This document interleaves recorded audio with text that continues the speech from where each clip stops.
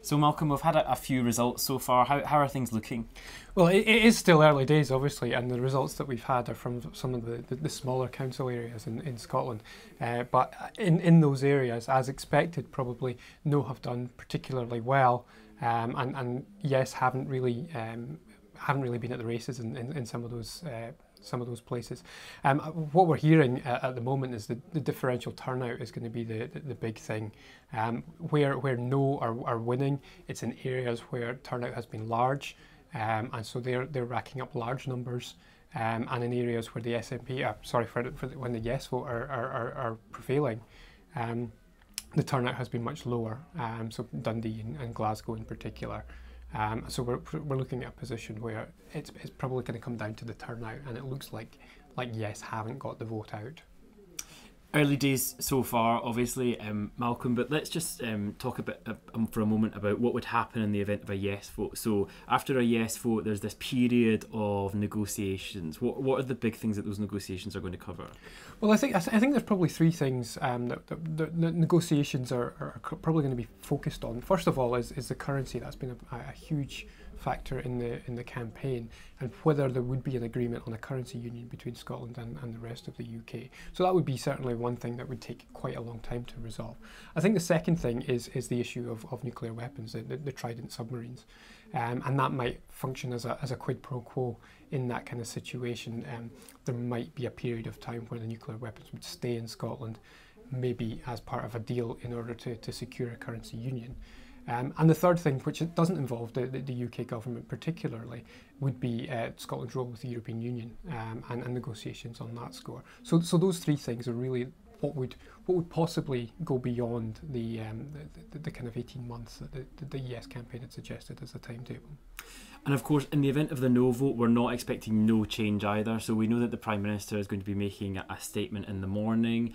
We've had those three reports from the unionist parties. So they've all proposed slightly different things. Are there areas of overlap there?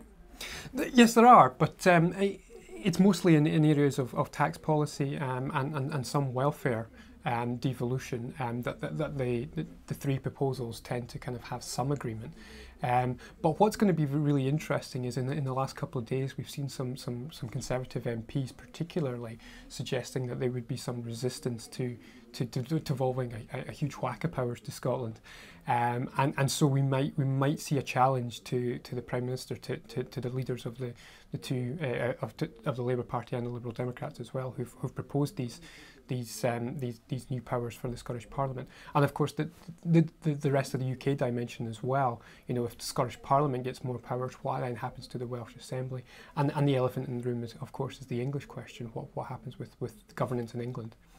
Yeah, absolutely. And do you think this is shaping up to be the kind of critical juncture where we could have wider constitutional change across the UK? So we've discussed on the MOOC how there's been devolution to London, to Scotland, to Wales and to Northern Ireland, but not to the regions of England. And as you said, England is the kind of elephant in the room, this idea of the English question. Does this seem to you like this is going to move in some way on that score?